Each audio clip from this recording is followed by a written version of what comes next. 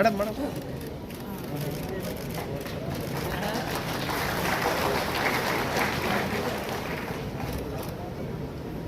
Sir थोड़ा सा आदरणीय रहे और आज पुनः एक बार उनको हम सब श्रद्धापूर्वक श्रद्धांजलि देने के लिए एकत्रित हुए हैं आज के इस अटल महाकुंभ में। अटल जी 1924 में पैदा हुए थे, तो एक प्रकार से आज से उनका सेंटेनरी ईयर भी शुरू हो रहा है और अगले वर्ष 25 दिसंबर को हम उनकी 100वीं जन्म जयंती मनाएंगे। बड़े धूमधाम से देश भर में अगले वर्ष से पर्व मनाया जाएगा और अटल जी की यादों को समय समय पर हम उजागर करते हैं। अटल जी सदैव अमर रहेंगे, सदैव हम सबके दिल में रहेंगे। आज गुड गवर्नेंस डे भी है।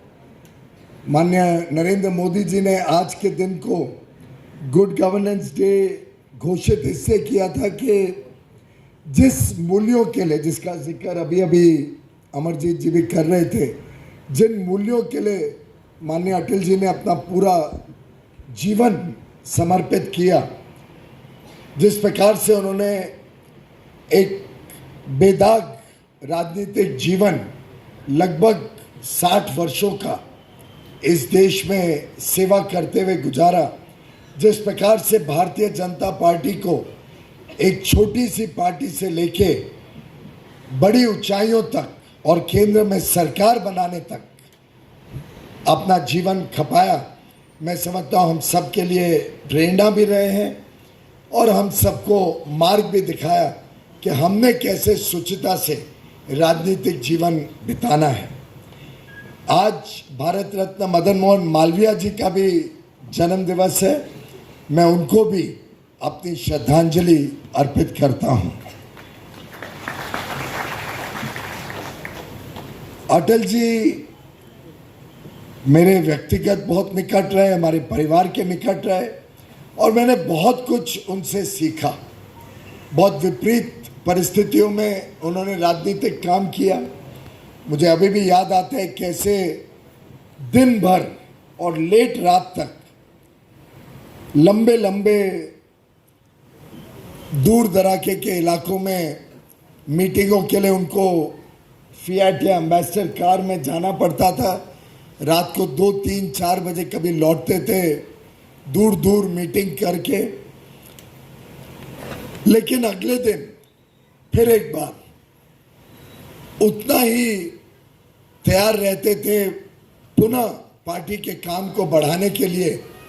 जैसे कि पिछली रात सोने मिला हो या ना मिला हो उसका कोई चिंता नहीं, दिन रात पार्टी के लिए समर्पित, देश के लिए समर्पित।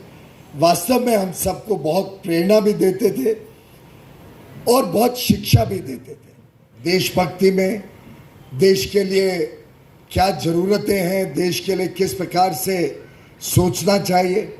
और अगर हम वैसे युवा युवती, तो आज के दिन हमें पता नहीं किस परिस्थितियों में देश की कमान उन्होंने संभाली थी, पर हम सब जो थोड़े बुजुर्ग हैं, हम जब याद करते हैं 1998 में 1998 जो भारत में अनिश्चितता की काल था, एक के बाद एक कोएलिशन सरकारें आई थी। नरसिम्हा राव जी की सरकार ने भ्रष्टाचार के कांड बहुत सारे उजागर हुए थे। उसके बाद जो सरकारें आई वो चंद दिनों की सरकारें रहीं। भारत की अर्थव्यवस्था बहुत तेजी से गिर रही थी। एक कमजोर अर्थव्यवस्था अटल जी के भाग में आई थी जब उन्होंने सरकार के कमान संभाली, लेकिन उनके जो 6 वर्ष थे सरकार के, उसमें बड़ी बड़ी उपलब्धियां हमारे सामने हैं। चाहे वो पोखरण का न्यूक्लियर विस्फोट हो 1998 में, जिसने देश को एक न्यूक्लियर पावर के रूप में विश्व भर में प्रसिद्ध किया, चाहे वो कारगिल के युद्ध में विजय हो 1999 में, जिससे देश का आत्मविश्वास बना, देश का एक नई ऊर्जा आई कि हम किसी भी प्रकार के आक्रमण का सामना कर सकते हैं।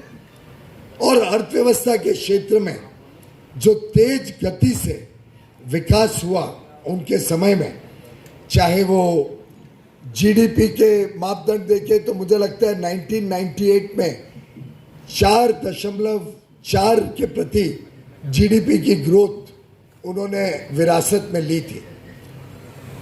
और जब 2004 में उन्होंने कमांड छोड़ी तब देश की अर्थव्यवस्था की ग्रोथ 8.4 थी। लगभग 2 गुना उन्होंने जीडीपी की ग्रोथ को बढ़ाया था। और हर पहलू पे, चाहे वो महंगाई हो, चाहे वो ब्याज के दर हो, चाहे वो भारत की विदेशी मुद्रा का खजाना हो, जिसमें उन्होंने, जहाँ तक मुझे याद है, लगभग $29 बिलियन विरासत में उन्होंने 1998 में मिले थे, और उसको 3 गुना करके $104 बिलियन पे उन्होंने 2004 में सरकार छोड़ी थी।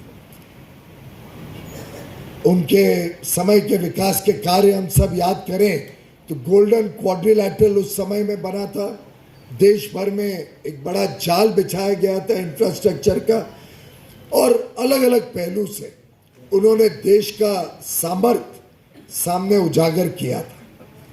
ये मैं इसलिए दोहरा रहा हूं कि माननीय नरेंद्र मोदी जी का जो पिछले 10 वर्ष का कार्यकाल है, वो भी एक प्रकार से इन्हीं परिस्थितियों से शुरू होके 2014 में अगर हम याद करें तो फिर एक बार कांग्रेस ने विकास की दर को बहुत कम कर दिया था। मेरे ख्याल से शायद 4-4.5% तब भी 2014 में भी विकास की दर थी।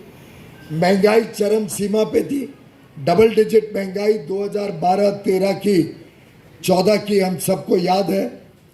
इसी प्रकार से विदेशी मुद्रा का खजाना बड़ा कमज़ोर था 2014 में, और भारत को एक फ्रेजाइल 5 इकोनॉमी के रूप में विश्व में पहचाना जाता था, यानी विश्व की सबसे कमज़ोर 5 अर्थव्यवस्थाओं में से भारत एक थी। तो आप सिमिलरिटी देखिए 2014 की और 1998 की, लगभग एक प्रकार की अर्थव्यवस्था हमारे दोनों भाजपा के प्रधानमंत्री को विरासत में मिली थी। और ये बताता है कि जब जब कांग्रेस राज्य में आती है तो कांग्रेस खजाना को लुटाती है, भ्रष्टाचार में लिप्त रहती है, देश की अर्थव्यवस्था को कमजोर करती है, लोगों के जीवन को त्रस्त करती है, और एक प्रकार से पूरे शासन में एक दीमक की तरह देश को कमजोर करने का काम करती है। प्रधानमंत्री नरेंद्र मोदी जी ने देश की कमान संभालने के बाद अलग अलग योजनाओं से देश के हर व्यक्ति तक विकास पहुंचे, देश के हर घर तक विकास का लाभ पहुंचे। फिर वो चाहे प्रधानमंत्री गरीब कल्याण अन्न योजना हो, जिससे 80 करोड़ लोगों को मुफ्त में अनाज दिया जाता है, चाहे वो प्रधानमंत्री आवास योजना हो, जिससे 4 करोड़ परिवारों को मुफ्त में अपना स्वयं का घर मिला हो, चाहे वो ये सुनिश्चित करने की बात हो कि हर घर तक बिजली पहुंचे, हर किसान को बिजली पहुंचे, हर घर तक पेयजल पहुंचे, हर घर तक डिजिटल कनेक्टिविटी हो, हर घर में उज्ज्वला योजना के तहत कुकिंग गैस सिलेंडर पहुंचे, हमारे युवा युवतियों को अच्छी शिक्षा मिले, 60 करोड़ से अधिक भाई बहनों को आयुष्मान भारत के तहत मुफ्त में इलाज हो, देश का विकास तेज गति से हो। आज हम विश्व में 5वीं सबसे बड़ी अर्थव्यवस्था बन गए, फ्रेजाइल 5 टू टॉप 5। और आप सबके आशीर्वाद से प्रधानमंत्री मोदी जी के तीसरे टर्म में 2024 के बाद जल्द ही हम देश की तीसरी सबसे बड़ी अर्थव्यवस्था बन जाए। और जो आगे का कार्यकाल है उसमें मोदी जी ने तय किया, एक संकल्प लिया है कि 2047 तक जब हम 100 वर्ष भारत की आज़ादी के मनाएंगे, तब हम एक विकसित देश बन के उभरेंगे, जिसमें देश के हर व्यक्ति का एक उज्जवल भविष्य की गारंटी मोदी जी ने दी है। और हम सब जानते हैं मोदी जी की गारंटी यानी गारंटी पूरा होने की गारंटी। तो अटल जी के पद चिन्ह पे चलने वाली मोदी सरकार एक संकल्प लेके निकली है इस देश को भ्रष्टाचार मुक्त बनाने।